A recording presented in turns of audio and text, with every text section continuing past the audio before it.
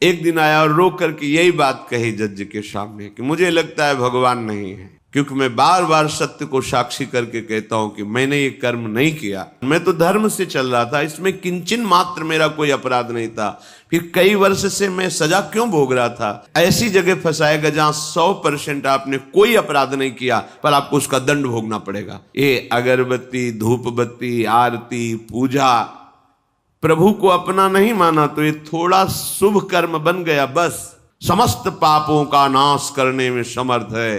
राधा राधा राधा, कृष्ण कृष्ण कृष्ण, गोविंद गोविंद गोविंद। भगवान नाम कीर्तन। ये जो लोग कहते हैं ना कि भगवान तो हृदय में बैठे, दिखावे की क्या जरूरत है। अगर इतना बोध हो चुका है भगवान हृदय में बैठे, तब तो आप सिद्ध हो गए। कर्म बातों से नष्ट नहीं होता, इसके लिए अनुष्ठान करना होगा नाम का। चाहे जैसी परिस्थिति हो, चाहे जो हो, जैसे भी हो, तुम्हारा मंगल होगा। अगर नाम जप नहीं तो कहीं भी भाग के चले जाओ, देख लो तुम्हें क्या मिलता है। नाम कलयुग केवल नाम आधारा। ये मस्ती नशा में नहीं है, ये मस्ती दूसरों के शरीर का मांस खाने में नहीं है, ये मस्ती दूसरों की हिंसा व्यभिचार इसमें नहीं है। बड़े दुर्लभ भाग्य प्रकाशित हुए हैं, तब हमको वृंदावन लाया गया और ये सौभाग्य प्राप्त हुआ। इस सौभाग्य का परिणाम दुख सुख भोगाने वाला ये मानव शरीर नहीं, केवल स्वाप्निक सुख स्वर्गलोक भोगाने वाला देव सुख नहीं, केवल पाप कर्म भोगाने वाला यातना देह नरक दुख नहीं, ये भगवत सुख प्रदान करने वाला है जो लोक लोकांतर में कहीं सुख नहीं है। ये जन्म मरण को रोकने वाला है। बड़े भाग पाइप सत्संगा, तो बिना ही प्रयास होई भव भंगा। शब्द पर ध्यान दो। कई नौ साधक विचलित हो जाते हैं कि मेरा मन मेरा साथ नहीं दे रहा, अब क्या होगा। आपको चिंता नहीं करनी, आप खुद गलत हो रहे हो। मेरा मन क्यों रखा है, प्रियाजू को क्यों नहीं दे दिया। बहुत प्रयास करने पर भी जब सफलता नहीं हाथ लगती है तो उसे हार कहते हैं, और हार तभी सार्थक है जब वो प्रियाजू के चरणों में समर्पित कर दी जाए। बड़े बड़े हार गए हैं, अपने लोग तो बच्चे हैं। गोस्वामी तुलसीदास जी कह रहे हैं, हौ हार्यो कर जतन विविध विधि, अतिशय प्रबल अजय, तुलसीदास बस होए तबहि जब प्रभु पेरक बरजय। तो दे दो ना उनको मन, फिर चिंता क्यों करते हो। अगर मन प्रभु के हवाले कर दो, वो ठीक कर लेंगे। उनको कोई मेहनत नहीं पड़ेगी ठीक करने में, वो अपने जन्म के जन्म व्यतीत होते जा रहे हैं। मन को आज तक हम राजी नहीं कर पाए, बहुत किया मनमानी। अब मन को हमारे गुरुदेव के वचनों के अनुसार चलना होगा। अब मन को शास्त्र सम्मत आचरण करने होंगे। आप थोड़ा मन से हटिए। मन में जो एक तदात्म भाव ले बैठे हो, यही तुम्हारी दुर्गति का कारण हो रहा है। तुम मन नहीं हो, तुम्हारा एक यंत्र है मन। तुम थोड़ा अलग हट करके देखिए, फिर ये डर जाएगा। आप तदात्म हो रहे हैं, इसीलिए आप इस पर विजय प्राप्त नहीं कर पा रहे। थोड़ा हटिए, हट करके निर्णय कीजिए। यदि ये गलत आचरण का हमें प्रेरणा सलाह दे रहा है, संकल्प बना रहा है, तो इसको विरोध में हो जाइए। नहीं मानना, ये कुछ नहीं कर पाएगा आपका। ये केवल जलाएगा। किसको? अपने को। वो आपको नहीं। आप तक इसकी आंच नहीं पहुंच सकती। शास्त्र जिभ्याओं वाले भगवान शेष जी जिनका यश गान करते हैं, आप उन भगवान के अंश हैं। आपको ये काम आदि विकार स्पर्श ना किए हैं, कभी ना कर सकते हैं। ये मन पर हावी होते हैं, और मन को आपने अपना स्वरूप मान रखा है, इसलिए आपसे दुराचार बन जाता है, पापाचार बन जाता है। यदि इस जन्म में परमानंद की अनुभूति करनी है, यज्ञार्थ माने होता है भगवत प्रीत्यर्थ, प्रभु के लिए कर्म करना। प्रभु के लिए कौन से कर्म करना? स्वकर्मणा। जो तुम्हें कर्म मिला है उसे धर्म के अनुसार करो, भगवत समर्पित कर दो, वो यज्ञ हो जाएगा। उसका फल मिलेगा तुम्हें आनंद, भगवत प्राप्ति, महासुख। कर्म वही है, पर जब अहंकार से प्रेरित होकर अपने लिए करते हो सुसुख वांछा, तो उसमें अधर्म वृत्ति बढ़ जाती है। अधर्म वृत्ति निश्चित आपको भोगना पड़ेगा। यदि भगवान की शरण में हो जाओ, अबलो नशानी अबना नशई हो, वो कृपा करे तो सब क्षमा हो जाए। वो कह रहे हैं कि हम सर्वपापेभ्यो मोक्षयिष्यामि मा शुचा। नहीं तो आपका जो कर्म प्रकाशित नहीं हुआ है और आपने पाप कर्म किया वो गुप्त है, वो नष्ट नहीं हुआ, वो भयंकर रूप रख के तैयार है, अपने समय पे तुम्हें नष्ट कर देगा।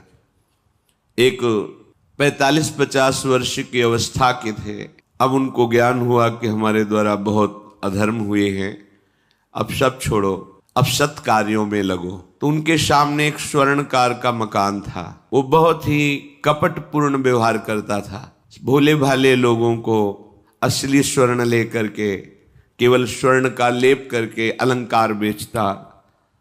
अगर कोई जानता तो कुछ राज कर्मचारियों को अपने ले के अधीन किए हुए था और उसको कुछ नहीं होता।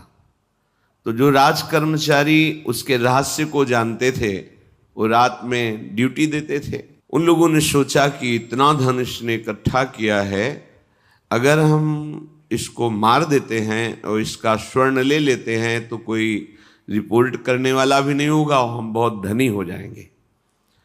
अधर्माचरण करने वाला कभी सुखी नहीं हो सकता। स्वर्णकार अधर्म आचरण कर रहा था तो उसके अधर्म आचरण में सम्मिलित होने वाले राज कर्मचारियों ने उसे मार दिया। उसका स्वर्ण ले लिया, धन ले लिया और उसे बॉक्स में बंद करके वो निकल ही रहे थे कि वो जो धर्म पे चलना ठाना था उन्होंने देख लिया। बाहर निकले, उनका ये क्या है, अब वो तो फंस गए क्योंकि बॉक्स में उसकी लाश थी और सब बैग झोला में स्वर्णाभूषण धन था। उन्होंने तुरंत उसको कहा, आवाज मत दीजिएगा, देखो हम तुम्हें हिस्सा दे देंगे, ये जो धन हमारे पास है इसको हम 3 हिस्से में बांट लेंगे और इसको हम नष्ट कर देते हैं, कोई जानेगा नहीं, हम राज कर्मचारी हैं, किसी तरह का फसाव नहीं होगा। उन्होंने कहा, ये मैं अधर्म का कार्य नहीं कर सकता, मैं तो अब हल्ला मचाऊंगा, सबको बुलाऊंगा और बताऊंगा कि तुमने इसकी हत्या की है और इसका धन अपहरण कर रहे थे। अब राज कर्मचारी, उन्होंने सोचा हमारी ड्यूटी भी जाएगी, धन भी जाएगा, सजा भी मिलेगी। दोनों ने इशारे में ही बात कर ली और हल्ला मचा के दौड़ पड़े, पकड़ो इसे, पकड़ो, जाने न पाए। उसे पकड़ लिया, लोग इकट्ठा हुए, क्या हुआ, देखो ये धन अपहरण करके जा रहा था, इसकी हत्या कर दी। तो हम लोग गश्त लगा रहे थे तो हमें शंका हुई, आए तो देखा ये पकड़ा गया, जो धर्म से चल रहा था उसको पकड़ लिया। अब तो प्रमाण, राज कर्मचारी खुद गवाही देने के लिए तैयार, उसे बंद किया गया, मुकदमा हुआ। वो बार बार जज के सामने यही कहता था, जिसकी कसम खवाओ हम कसम खा लेते हैं, हमने बिल्कुल ये कार्य नहीं किया, ये लोग ये कार्य कर रहे थे, हमने इनको रोका तो इन्होंने मुझे साझेदारी के लिए, पर मैंने वो स्वीकार नहीं किया तो फिर इन्होंने ऐसा किया। पर उसकी कौन बात माने, राज कर्मचारी गवाही, मुकदमा लंबा खिंचा, उसे जेल में रखा गया। हर बार आके वो यही प्रार्थना करता, कई वर्ष तक चलता रहता मुकदमा, जेल का उसे बड़ा कष्ट भोगना पड़ता। वो विचार करता कि मैं अगर हिस्सा ले लेता तो बच जाता, लेकिन धर्म से चल रहा था तो देखो मुझे कष्ट भोगना पड़ा। मुझे लगता है भगवान के दरबार में न्याय नहीं है, धर्म रक्षा नहीं करता, ऐसा लगता है। एक दिन आया और रो करके यही बात कही जज के सामने कि मुझे लगता है भगवान नहीं है, क्योंकि मैं बार बार सत्य को साक्षी करके कहता हूं कि मैंने ये कर्म नहीं किया और मुझे दंड दिया जा रहा है, मुझे क्लेश दिया जा रहा है धर्म से चलने के कारण। अगर मैं सम्मिलित हो जाता तो मुझे तीसरा हिस्सा मिलता और बिल्कुल बात शांत होती। ये क्या धर्म है, कहां भगवान है। जज ने इस पर गौर किया, कई वर्ष वो जेल भोगता रहा, मुकदमा चलता रहा। तब जज ने गौर किया कि बार बार ये कहता है इसकी जांच की जाए, तो हत्याकांड होते ही रहते हैं। एक शव आया, वहां जज ने मंगवाया था, जो पोस्टमार्टम के लिए जाता है, मंगवाया और कहा देखो इसका कोई नहीं है, अंतिम संस्कार के लिए अपने ही लोगों को जाना है। तो 2 कर्मचारी जो थे सरकारी, जो स्वर्ण चोरी में सम्मिलित थे, उनको और उसको कहा कि बस तुम थोड़ी देर नदी के किनारे बैठे रहना, हम और लोगों को लेकर के आते हैं। और एक आदमी को छुपा के बैठा लिया और राज कर्मचारी नदी के किनारे शव को लेकर बैठे। उसको देखा जिसको बहुत कष्ट दिया जा रहा था, सारा आरोप उसके ऊपर था, जो धर्म से चल रहा था। उसे कहा माना नहीं ना, अगर मान लेता तो तीसरा हिस्सा भी मिल जाता, बात वहीं खत्म हो जाती है। देखा फंसा दिया, अब तेरे को आजीवन कारावास मिलेगा, कोई नहीं बचा सकता तेरे को। मेरी बात नहीं मानी, कह रहा था हल्ला मचाऊंगा ऐसा वैसा, अब भोग। तो जज के द्वारा जो एकांत में बैठाला हुआ आदमी था, उसने पूरी बात सुनी, इसीलिए ये नाटक रचा गया था। तीनों को बुलाया और कहा तुम निर्दोष हो उस धर्मात्मा से। स्वयं इनकी आवाज से हमने सुना, ये कह रहे थे जो तुम बात कह रहे थे। तो उसने कहा कि ये तो ठीक है, अब निर्णय ठीक कर दिया, लेकिन अब कई वर्षों से मैं दंड भोग रहा था, ये कौन सा न्याय है?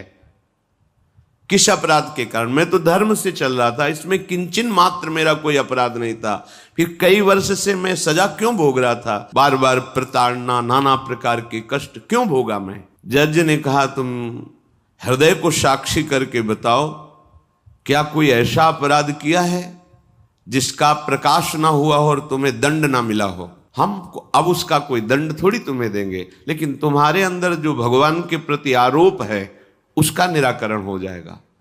उसने कहा हाँ, यौवन अवस्था में मैंने किसी स्त्री को ऐसा ऐसा, और वो विरोध करने पर भी उसे मार दिया और आज तक बात कोई प्रकाशित नहीं हुई। तो बोले फिर भगवान को क्यों दोष देते हो? वो कर्म तुम्हारा दंड अगर मिल जाता तो नष्ट हो जाता, वो कर्म सुरक्षित है। उसी कर्म ने तुम्हें यहां अधर्म ना होने पर भी फंसाया और देखो तुम्हें भोगना पड़ा। तो निश्चित समझो, यदि आप अधर्म के द्वारा कोई भी सुख साधन करेंगे तो आप नष्ट होंगे।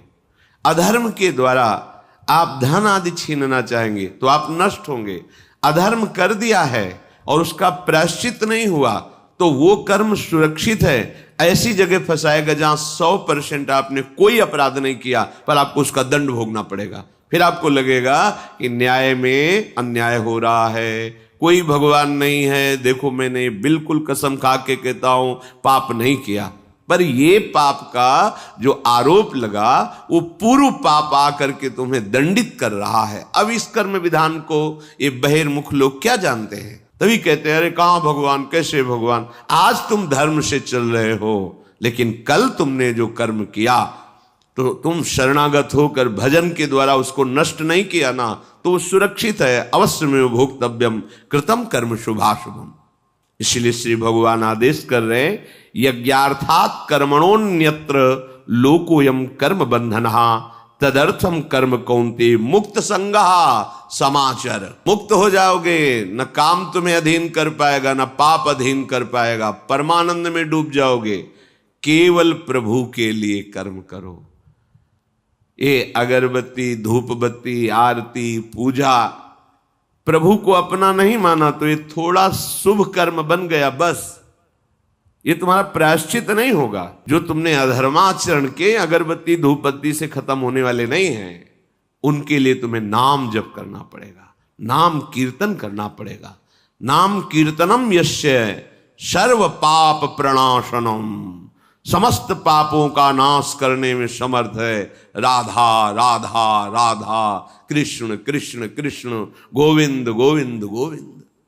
भगवन नाम, अगर भगवन नाम का आप निरंतर जप करने लगे तो आप स्वयं तर जाएंगे और लोगों को तार देंगे। मम भक्ति युक्तो भुवनम पुनात् सतरति सतरति सा लोकान तारयति। जो भी कर्म कर रहे हो वो भगवान के लिए भावना करो, उस कर्म को भगवान को समर्पित करो, तो तुमसे पापाचरण नहीं होगा।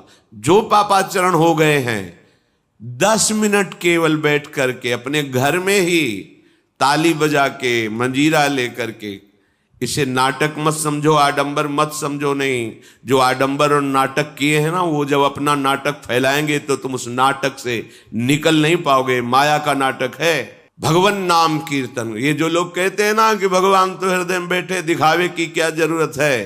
अगर इतना बोध हो चुका है भगवान हृदय में बैठे, तब तो आप सिद्ध हो गए। केवल वाणी से बोल रहे हो, मन मानी आचरण कर रहे हो, दुर्गति को प्राप्त हो रहे हो, तो है ना सबके हृदय अछत अविकारी, पर सकल जीव जग दीन दुखारी। सबके हृदय में बैठा है, पर दुर्दशा रोक रहा है क्या वो? क्यों? क्योंकि तुम केवल बातों से कहते हो तो सबके हृदय में बैठा है। ऐसा अनुभव किया? अगर ऐसा अनुभव किया तो व्यभिचार किसके साथ करते हो, चोरी किसकी करते हो, हिंसा की, कपट किससे, द्वेष किससे? बस केवल बातों से बात नहीं बनती।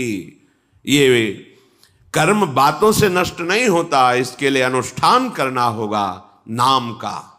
चाहे जैसी परिस्थिति हो, चाहे जो हो, जैसे भी हो, तुम्हारा मंगल होगा। अहोबत स्वपचतो गरियान यज्जिभ्यागे वर्तते नाम तुभ्यम। वो नीच आचरण करने वाला, अभक्ष पदार्थ खाने वाला भी यदि भगवान नाम उच्चारण करता है तो परम पावन हो जाता। अहो, आश्चर्य की बात, बड़े बड़े प्रायश्चित जिसे पावन नहीं कर सकते, भगवान नाम उसे पावन कर देता है। जैसी हरिवंश विचार के मनुज देह गुरु शरण गई, सकई तो सब पर पंच तजी कृष्ण कृष्ण गोविंद कही। कृष्ण कृष्ण गोविंद क्या जाता है? हम तो ये नहीं कह रहे कि तुम नहा के जपो, तुम ऐसा जैसे हो, जहां हो, गोविंद गोविंद, राधा राधा राधा वल्लभ श्री हरिवंश, तुम पावन हो जाओगे प्यारे। तुम्हारी दुर्गति, तुम्हारी विपत्ति, तुम्हारी उन्नति में जो बाधक कर्म है उनको नष्ट करो। किसी से भीख मांगने की जरूरत नहीं, कृपा की। अगर नाम जप नहीं तो कहीं भी भाग के चले जाओ, देख लो तुम्हें क्या मिलता है। नाम जप करो, तुम स्वयं देने वाले बन जाओगे। मांगना मिट जाएगा जन्म जन्म का। विश्वास करो, जैसे भी हो। नहीं छोड़ पा रहे गंदी बातें, शुरू करो। नाम को तो अंदर लाओ, वो तुम्हें इतनी सामर्थ्य देगा, सब छूट जाएगा, सब छूट जाएगा। विश्वास करो। आज तक जितने बड़े बड़े ऊंचाई के पद पर पहुंचे हुए महात्मा हैं, सबके मूल में नाम पाया गया। निरंतर नाम जप, निरंतर अभ्यास करने से होता है। विश्वास करो, इसके बराबर न तीर्थयाटन है, न कोई अन्य साधन है। नाम कलयुग केवल नाम आधारा, सुमिर सुमिर नर उतर ही पारा। जिसने नाम का आश्रय ले लिया महासुखी हो गया। पर जब तक तुम्हारे पाप कर्म भस्म नहीं होते, तब तक तुम्हें आनंद नहीं मिलेगा। इसलिए विश्वास करके दीर्घ काल तक सम्मान पूर्वक, आदर पूर्वक हृदय में नाम जप करो। जब पाप वासनाएं नष्ट हो जाएंगी, पाप प्रवृत्ति नष्ट हो जाएगी, तब आनंद की धारा, तुम्हें कोई भी विपत्ति, कोई भी संकट परास्त नहीं कर पाएगा। प्रश्न होता है कि हम बहुत प्रयास करते हैं पर सफलता नहीं मिलती।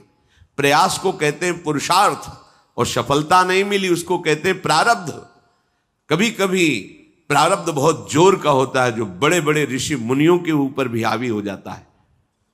पर पुरुषार्थ व्यर्थ नहीं जाता। यदि वो सत है तो तुम्हारा पुरुषार्थ भी तो असत है। अगर राधा राधा बीच में बोलते रहो और प्रभु की भावना कर लो कि 8 घंटे से जो काम कर रहा हूं वो समय और वो कार्य दोनों प्रभु को समर्पित करते हैं, अब ये सत्य पुरुषार्थ हो गया। अब प्रारब्ध को बदलने की सामर्थ्य आ गई तुम्हारे पुरुषार्थ में। खिलवाड़ नहीं है। जो तुम एक भी कर्म करते हो वो कर्म सुरक्षित है, वो तुम्हें दंड दे के रहेगा या तुम्हें सुखी करके रहेगा। असत है, पाप है तो दंड देगा, सत है, सुकृत है तो सुखी करेगा। विश्वास मानिए, ये सत्य वार्ता है, ये कोई चाटुकारिता की बात नहीं है। सत्य में सत्य रहता है, चाहे जो युग हो, चाहे जो समय हो, सत्य अपना प्रभाव दिखा के रहता है। इसलिए भगवान का आदेश है, तुम्हारा जीवन भगवत प्राप्ति के लिए, आनंद में डूबने के लिए, मस्त होने के लिए मिला है। ये मस्ती नशा में नहीं है, ये मस्ती दूसरों के शरीर का मांस खाने में नहीं है, ये मस्ती दूसरों की हिंसा व्यभिचार इसमें नहीं है। मस्ती है स्वात्मानंद की। जब कोई चाह नहीं, कोई परवाह नहीं, मृत्यु भी एक खिलौना लगने लगे, उसे मस्ती कहते हैं। वो मस्ती आती है भगवान नाम जप से। शुद्ध ज्ञान का प्रकाश हुआ, मरने का भय खत्म हो गया, क्योंकि शरीर राग नष्ट हो गया। इसलिए सावधान होकर जो जहां जैसी भी परिस्थिति में हो, भगवान नाम सदैव अपने पास रखो। राधा राधा, कृष्ण कृष्ण, गोविंद गोविंद। देख लेना, निहाल हो जाओगे, निहाल हो जाओगे, मस्त हो जाओगे। हमारी बात मान लो, हमारी प्रार्थना मान लो। कुछ इसमें नहीं लगता, इसमें न पैसा देने की बात कर रहे, ना कोई संयम नियम की बात कर रहे। जैसे बने, मन नहीं लगता, मत लगने दो, ये बड़ा दुष्ट है। ये लगता है हमें दुर्गति कराने के लिए। अगर इसकी हां में हां मिलाओगे तो ऐसे निंदनीय कर्म कराता है, घृणा होती है अपने मन से। देखो ना, झांक के देखो ना मन को, कभी ये तृप्त नहीं हुआ। वही गंदी बात, वही गंदा चिंतन, वही गंदे आचरण की प्रेरणा। इस दुष्ट को मित्र मानते हो, ऐसे मन को? जो हमारा खास दुश्मन है वो मन है। वासनाओं में फंसा हुआ, वासनाओं की प्रेरणा करने वाला दुश्मन मन है। इस मन को डंडे से मारो। डंडा है हरिनाम। जितना जपोगे मन उतना ही सावधान रहेगा। कृष्ण कृष्ण, गोविंद गोविंद गोविंद, निरंतर रटन करो। राधा राधा राधा। क्या जाता है? जिह्वा से नाम उच्चारण कर रहे, शरीर से अच्छे कर्म कर रहे हैं, विचार अपने आप पावन होने लगेंगे। विचार पावन हुआ तो महात्मा हो गया, चाहे वो गृहस्थ हो, चाहे वो विरक्त हो। तो ध्यान दीजिए, हमारे पुरुषार्थ को प्रबल करने वाला और प्रारब्ध को नष्ट करने वाला एक ही महान समर्थ है, भगवान नाम। इसके सामने कोई साधन बराबरी नहीं कर सकता। ये महामहिम नाम भगवान का है, भगवान को भी अधीन करने की सामर्थ्य रखता है।